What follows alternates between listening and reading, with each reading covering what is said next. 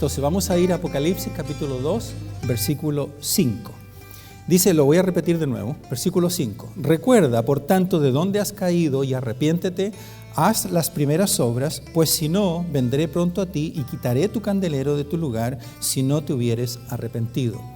Si usted va a la playa, y yo creo que muchos hemos ido a la playa, yo no he hecho esto, pero sé de personas que lo hacen, que nadan al otro lado de las olas, donde están las olas pegando, van al otro lado y nadan, ¿no?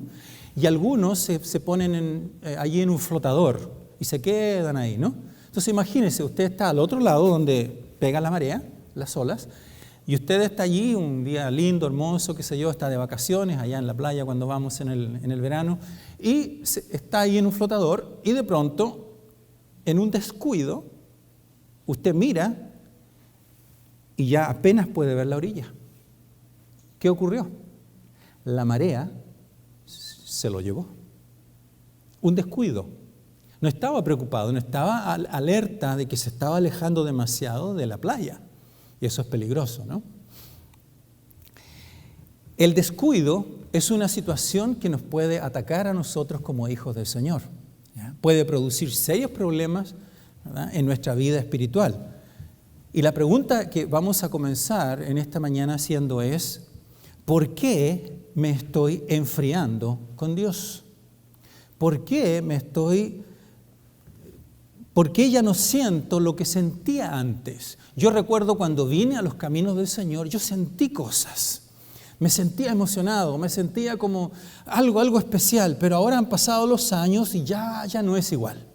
Ya no es igual. Ahora, cuando hablamos de la carta de Apocalipsis, no se olvide que el libro de Apocalipsis, aquí hay en el capítulo 2 y el capítulo 3, hay cartas que fueron escritas a las iglesias, que ya las he mencionado, ¿verdad? Y estas cartas tienen similitudes, y algunas de las similitudes o parecidos, vamos a decir,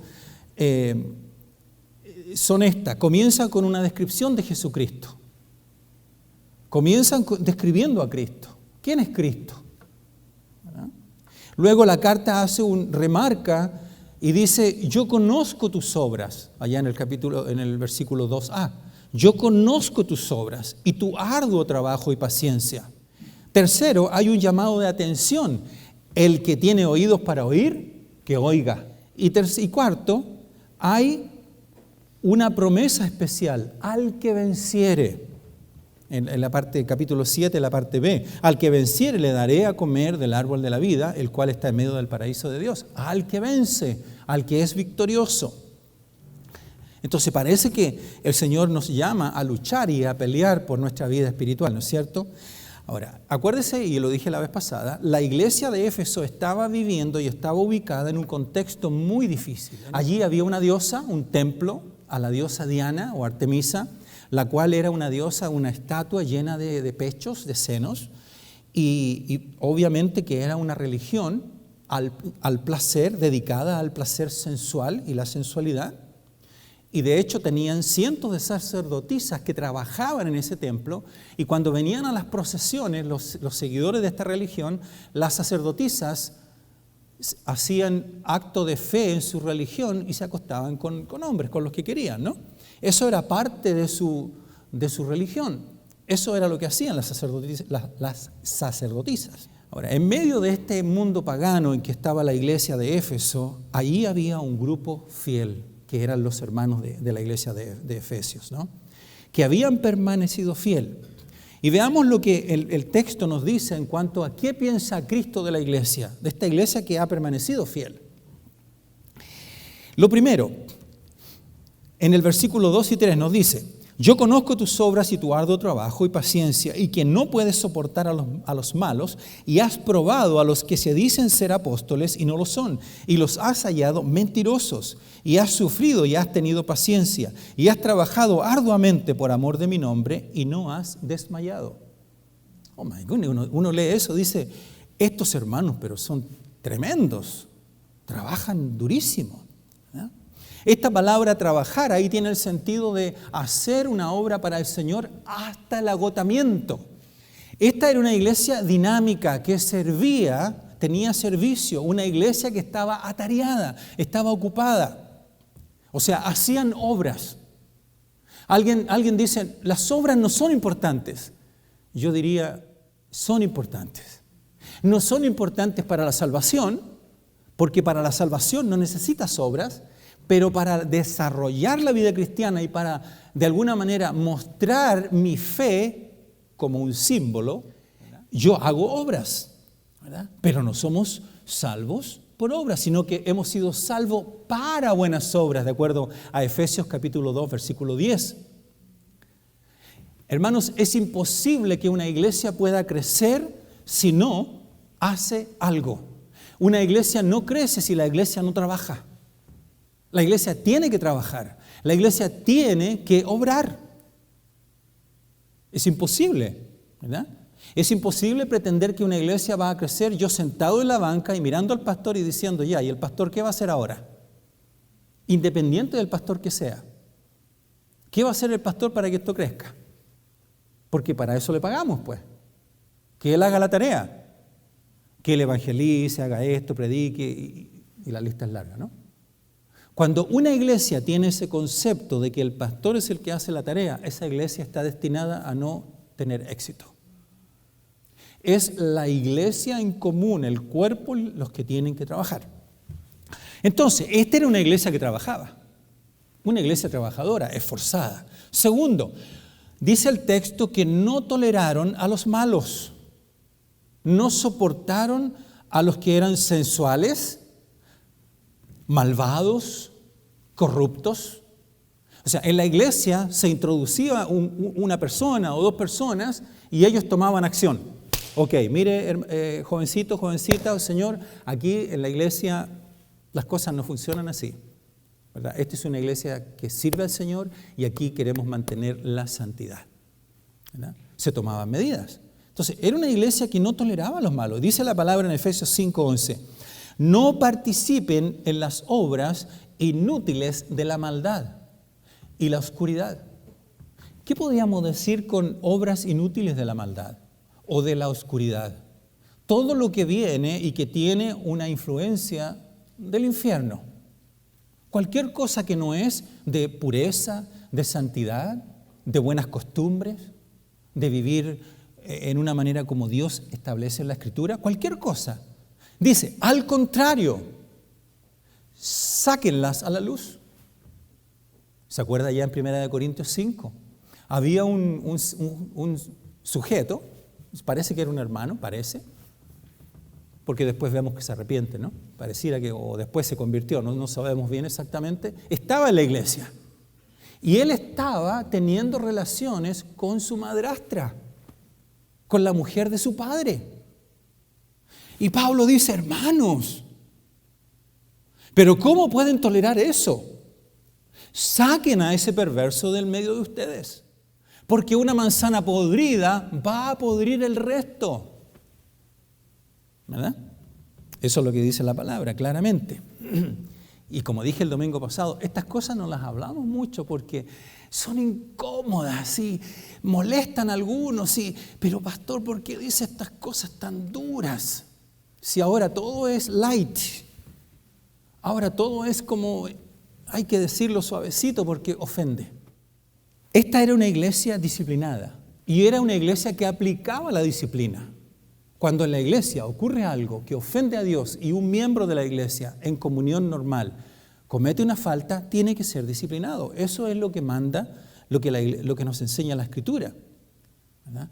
Las iglesias que no practican la disciplina están destinadas al fracaso. La iglesia de Dios nunca va a perecer, ¿ya? Hago el paréntesis. Pero las iglesias locales, braigo de español, y Dios permite que esto nunca pase, puede desaparecer. Todos los días se cierran iglesias en Estados Unidos. ¿Pero la iglesia de Cristo está pereciendo? No. La verdadera iglesia auténtica de Cristo nunca va a perecer. El Señor siempre va a tener una iglesia sólida, fiel. Allá en el Antiguo Testamento el pueblo pecaba, eran perversamente pecadores. ¿Y que había siempre? Un remanente fiel. No eran muchos, pero era un remanente fiel que adoraba al Señor. Las marcas de la iglesia, que son un sello de la iglesia que usted tiene que observar. Si alguna vez usted se va de esta iglesia, y yo espero que nadie se vaya, Si alguna vez usted se va de la iglesia y por alguna razón usted se cambió de estado, se fue a vivir a otra ciudad, lo que sea, asegúrese de verificar 3 aspectos. Primero, que se apliquen y se enseñen los sacramentos como corresponde. Segundo, que sea la palabra de Dios la que se predica del púlpito, no payasadas, cuentos, historias, vanagloria. No, lo que Dios hizo conmigo, y yo hice esto, y yo hice esto otro acá, y mi esposa y yo hicimos esto, y al final termina siendo una vanagloria de un hombre que está delante, y según él es un apóstol y no sé qué más. Asegúrese que del púlpito salga la palabra de Dios predicada. Y tercero, que se aplique la disciplina.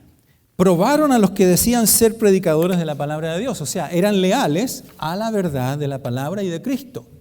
Y se preocupaban de la pureza de la palabra, ¿verdad? En el versículo 2c nos dice, has probado a los que se dicen ser apóstoles y no lo son, y los has hallado mentirosos.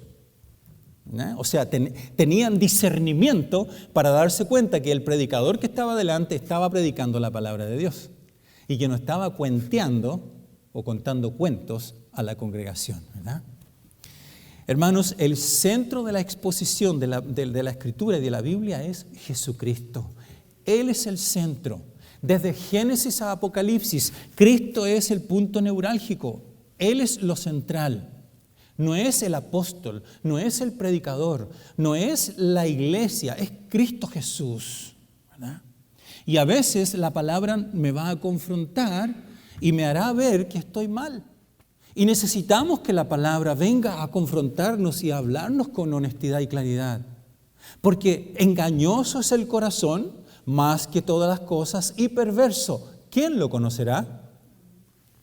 Entonces necesito algo que sea objetivo, que me venga a decir, mira, eso está mal. Todo eso. Hay un segundo halago que encontramos más adelante donde nos dice en el versículo, a ver, lo buscamos aquí, pero tienes esto, versículo 6, que aborreces las obras de los nicolaitas, las cuales yo también aborrezco. ¿Quiénes eran estos nicolaitas? Suena como un nombre de un helado, ¿no?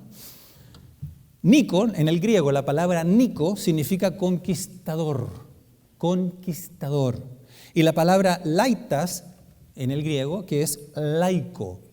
Entonces, conquistador, laico. Eso significa la palabra nicolaitas. Y la verdad que hay un poco de dificultad para determinar qué eran, pero básicamente estos nicolaitas lo que hacían era una división entre un laico y un clérigo. ¿Ya? Entonces, ¿qué es lo que enseñaban ellos? Enseñaban que un clérigo, que sería un pastor como yo, tiene autoridad sobre un laico, que sería un líder, que nombramos la otra vez líderes acá. Entonces el pastor tiene autoridad y le puede poner encima del pie a los líderes. Y él los mandonea a los líderes. Y eso es lo que ellos hacían, usaban mal la autoridad, y no solamente eso, sino que tenían prácticas sensuales, idolatría, qué sé yo, y cosas así. Entonces, eran personajes un poco siniestros, ¿no? Otros también dicen que eran los seguidores de Nicolás. ¿Se acuerdan allá en el capítulo 6 de Hechos, cuando se eligieron los diáconos? Allí se eligió uno que se llamaba Nicolás.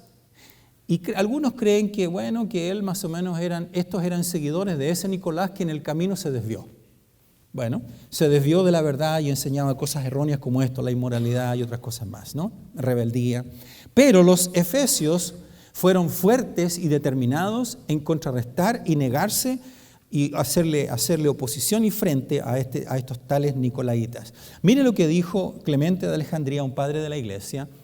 Dijo de los nicolaitas: se entregaron a los placeres como chivos, llevando una vida de inmoralidad y vida floja, libertina y una gracia pervertida.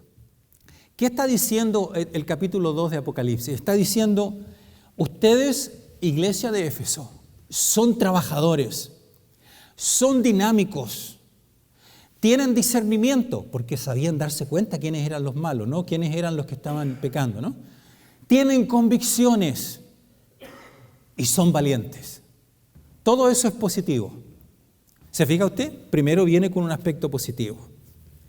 Y en el versículo 4 se nos viene un pero. pero, hay una exhortación y una reprimenda, ¿verdad? Si nosotros, hermanos queridos, si un avión o un tren o un barco queda abandonado y no es mantenido como corresponde, puede ser causa de la muerte de cientos de personas. ¿Se imaginan un avión que usted vuela, van 200 personas normalmente, y ese avión nunca se le hizo mantenimiento? Y por un error, por no hacerle cuidado, el avión se cae. Mueren 200 personas. El no cuidarse y el descuidar nuestra vida espiritual puede tener consecuencias trágicas, puede tener consecuencias serias, ¿verdad? Incluso el no atender, hermanos, a la vida espiritual puede apartarnos poco a poco de la presencia del Señor. Él nos llama a cuidar nuestra vida espiritual, ¿ya? Dios, por encima de las obras, Él ve los motivos internos del corazón. Y parece que aquí el Señor le está hablando a la iglesia de Éfeso que aunque ellos trabajaban, se esforzaban, Él está apuntando y está hablándoles de que hay algo más importante que el trabajo. Una iglesia sin corazón no puede sobrevivir. Él está diciendo, hermanos, ustedes trabajan mucho, hijos míos, ustedes trabajan mucho, pero hay algo que les está ocurriendo. Ustedes han perdido el entusiasmo. Jeremías 2:2, mire lo que dice. Recuerdo el amor de tu juventud, tu cariño de novia, cuando me seguías por el desierto, por tierras no cultivadas. ¿Se acuerda cuando usted vino a los caminos del Señor? ¿Cómo fue eso? ¿Se acuerda cuando usted, varón, se acuerda cuando usted conquistó a su pareja, a su esposa, a su pareja? ¿Cómo lo hizo? Jesús le dice a la iglesia de Éfeso que han perdido el entusiasmo del principio. Han perdido, son trabajadores, fíjese, observe, trabajan duro para la iglesia. Están sirviendo al Señor, pero con toda su alma. Pero han perdido algo. Han perdido el primer amor. Habían perdido la pasión del corazón por las cosas santas. ¿Cuándo se pierde la pasión por las cosas santas de Dios? Yo diría las ocupaciones de la vida. Cuando no hacemos lo correcto, aun si Dios nos habla, no obedecemos. ¿Te está hablando Dios en estos días de algo que tienes que cambiar en tu vida hoy? ¿Le está diciendo Dios que debe dejar de hacer algo que no es correcto? ¿Y usted lo está postergando? Cuando descuidamos la oración, cuando descuidamos la lectura bíblica, cuando dejamos de congregarnos o cuando dejamos que el pecado afecte nuestra relación con Dios. Sin duda que cuando el pecado es parte de la vida de un creyente, eso afecta la relación con el Señor. El salmista dice en Salmo 51:12, devuélveme la alegría de tu salvación. Señor, quiero volver a sentir ese gozo que yo sentí cuando ese día yo me entregué a ti. Cuando yo me rendí, yo dije, Señor, perdona mis pecados. Y lágrimas caían de mi cara porque yo había pecado. Y admití mi pecado. Reconocí que era un rebelde, que era desobediente y le pedí perdón al Señor. Devuélveme la alegría de tu salvación. La pasión de Willie Sutton. Así se escribe, Sutton, tal vez se pronuncia. Este Willie Sutton fue uno de los asaltantes más conocidos del siglo XX. Un asaltante famoso. Sin embargo, su pasión por asaltar simplemente lo llevó a estar toda su vida en la cárcel.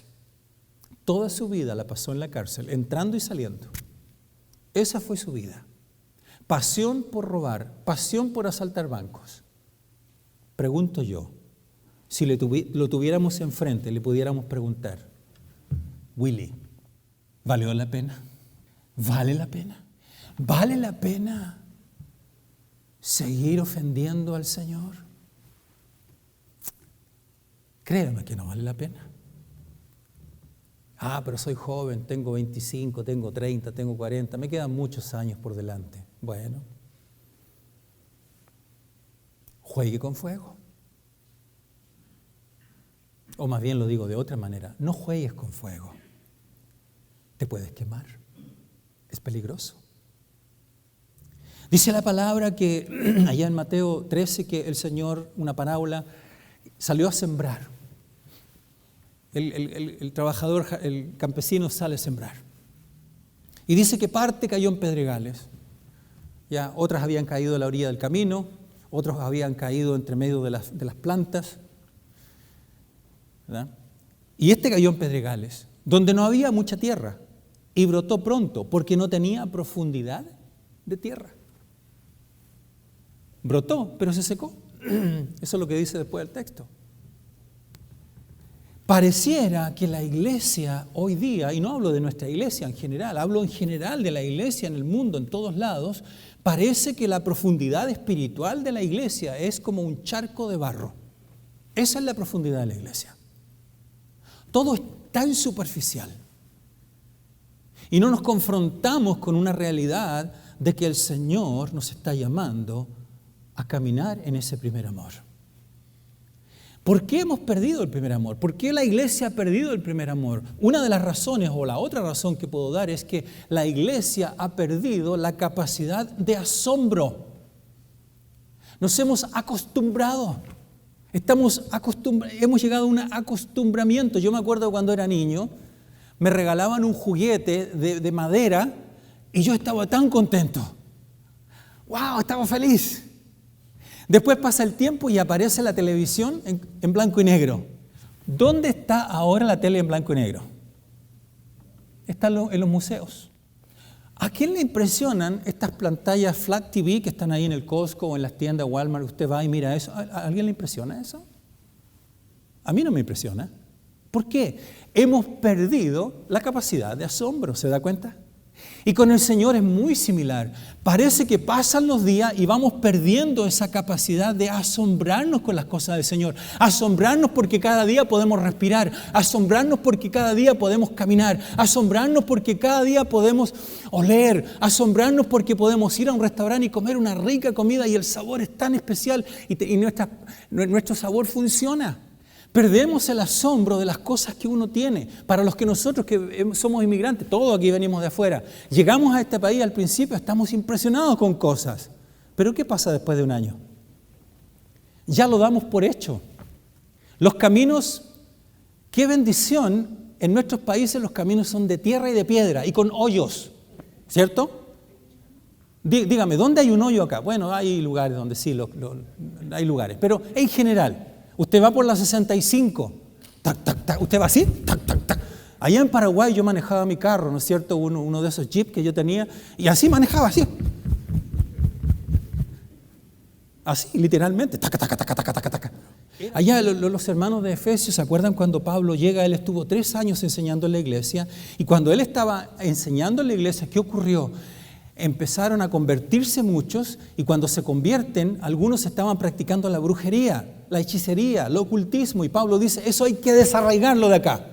¿Y qué hicieron todos? Trajeron los libros y todas estas cuestiones que usan los fetiches y las imágenes y las quemaron todas. E incluso da una cantidad ahí que fue increíble, todo lo que se quemó en pérdida de dinero, ¿no? Versículo 4 nos dice, pero tengo contra ti que has dejado tu primer amor. ¿Ya? Dice un instituto de crecimiento que hizo una investigación, encuestaron a 8,000 personas de 35 iglesias. Miren lo que descubrieron en una encuesta, en un estudio. Las iglesias que crecen, las iglesias que tienen o muestran amor, son las iglesias que más crecen, que muestran amor con los visitantes. Juan 13:35, el amor que tengan unos por otros será prueba ante el mundo de que son mis discípulos. Juan 13:35. ¿Ya? En esto serán conocidos porque se aman unos a otros. Sin importar si es venezolano, si es colombiano, si es puertorriqueño, si es americano, si es mexicano, si es salvadoreño, si es guatemalteco, etc. Sin importar la cultura o el país de donde vengamos. Amor unos por otros. ¿Ya? Hay algunas iglesias que enfatizan mucho la doctrina y que la doctrina tiene que ser pura, santa y sacra. Y es cierto, tenemos que enseñar la doctrina, ¿verdad? Por supuesto, claro que sí. Y dijo lo siguiente: pueden ser tan derechos como un cañón de una pistola, tan derechos, rectos se refiere, ¿no? Muy rectos. Es que tiene que ser así. Pero tan vacíos como ese mismo cañón, por falta de amor. Puede ser que yo tenga toda la doctrina clara, puede ser que tenga toda la teología muy clara en mi mente, pero si no tengo amor, todo lo que yo sé, todo lo que yo pueda hablar, se cae al tacho de la basura por falta de amor. ¿Verdad? Entonces, esto es lo que pasaba en la iglesia. Los efesios eran trabajadores, conocían la doctrina, confrontaban a los que estaban mal en su pecado, los nicolaitas, aquellos que estaban viviendo en pecado, pero habían dejado su primer amor. ¿Y cuál es la solución para esto? Rápidamente, ¿qué hacemos? Si usted ha perdido su primer amor, si hemos perdido ese primer amor, ese amor para el Señor. El texto nos dice, versículo 5, recuerda, hablándole a la iglesia que había perdido algo. Recordar puede ser el primer paso para volver al Señor. Recuerda, Salmo 19:55, por la noche me acuerdo de tu nombre, oh Señor, y guardo tu ley. Acordarse, ¿qué hizo el Señor?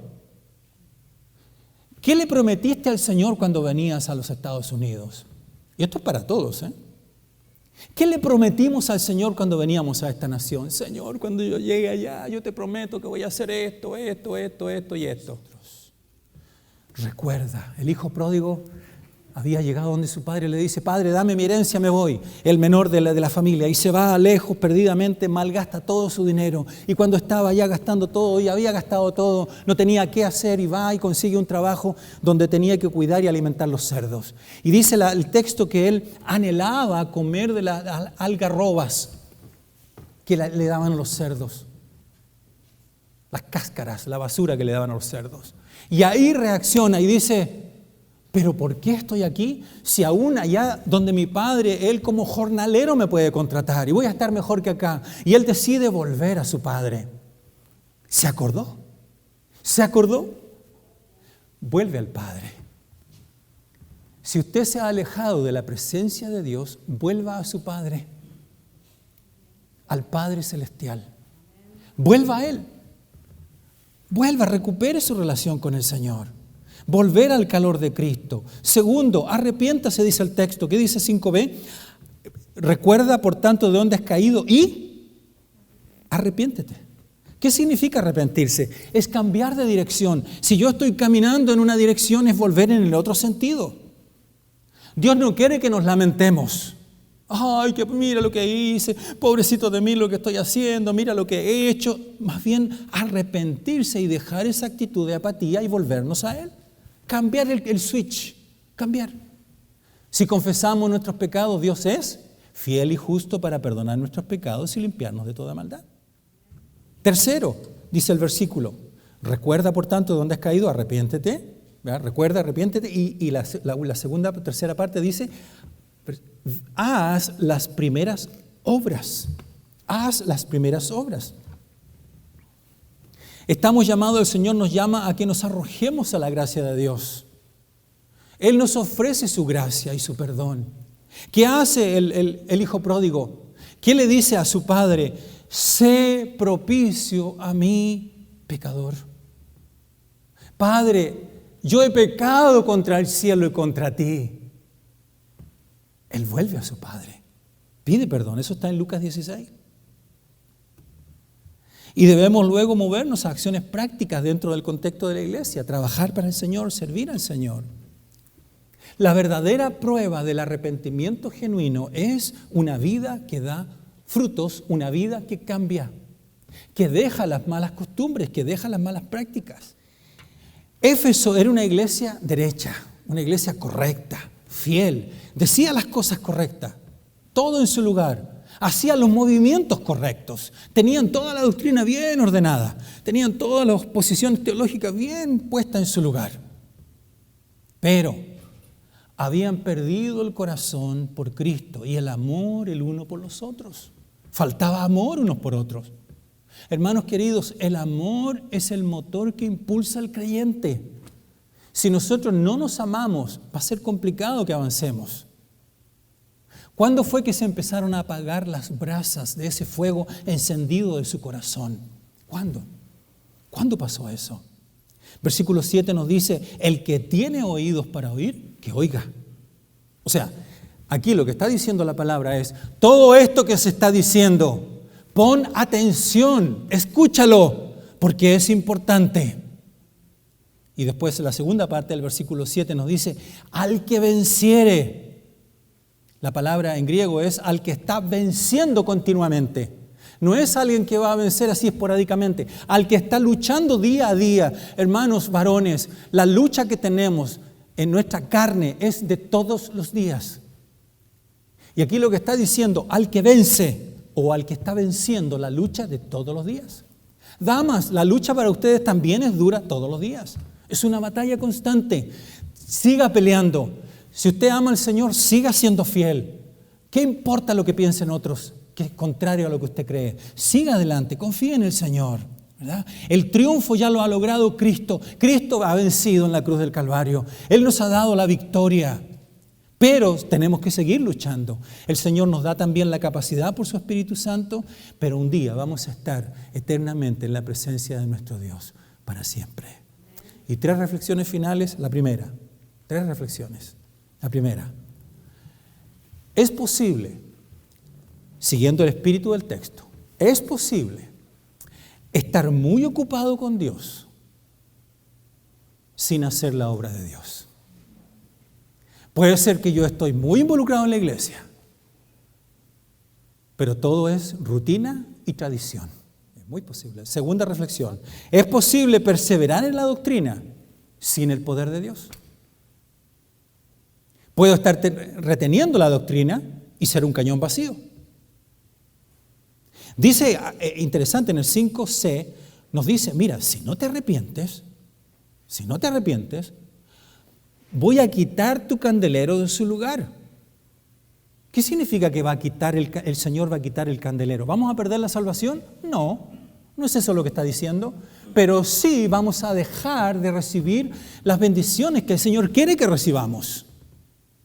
¿Qué representa el candelero, el candelabro? La luz que ilumina, la unción, la gracia que tenemos de parte de Dios. ¿Te lo voy a quitar? A Saúl se lo quitaron y el Señor levantó a otro, a David. Por eso que es serio este tema, ¿verdad? Y tenemos que tomarlo con la seriedad que corresponde. ¿Es posible tener una vida redimida o ser salvos y malgastar la vida a diario? Soy hijo del Señor, pero ¿qué hago con mi vida? ¿Qué hago con este recurso que el Señor me ha dado de ser hijo del Señor? ¿Cómo lo utilizo para bendecir a otros? ¿Qué hago con mi vida todos los días? ¿Estoy compartiendo el Evangelio, trayendo otros a Jesús, nuestro eslogan? La lectura de la palabra, la oración, el ayuno, la búsqueda del Señor. Y por último, ¿es posible tener una buena reputación fuera de la iglesia sin tener una buena relación dentro de la iglesia? ¿Cómo es posible eso? Me llevo bien con los de afuera, pero con los de la iglesia nos mostramos los dientes. Pero es que eso no está bien, ¿verdad? Ahora, la palabra y la gracia siempre está disponible. El Señor nos invita y dice, nunca es tarde para recomenzar. El Señor te llama para que hagas un nuevo comienzo. Si te has equivocado y has fallado en tu vida pasada, hoy es el día para que empieces de nuevo, para que te arregles con Dios. No dejes pasar los días. Si todavía usted no conoce a Jesús, hoy es el día para que te reconcilies con Dios y digas, Señor, perdona mi pecado. Si no lo estás sirviendo como el Señor pide que lo sirvas, hoy es el día para que digas, Señor, yo te quiero servir en una manera mucho más dedicada. No sé cómo hacerlo, porque hay que trabajar, y yo entiendo eso. Todos entendemos eso. Pero hay maneras que se puede uno puede acomodar su vida. El Señor nos hace un llamado. Recuerda, arrepiéntete y haz las obras del comienzo. Oremos. Padre,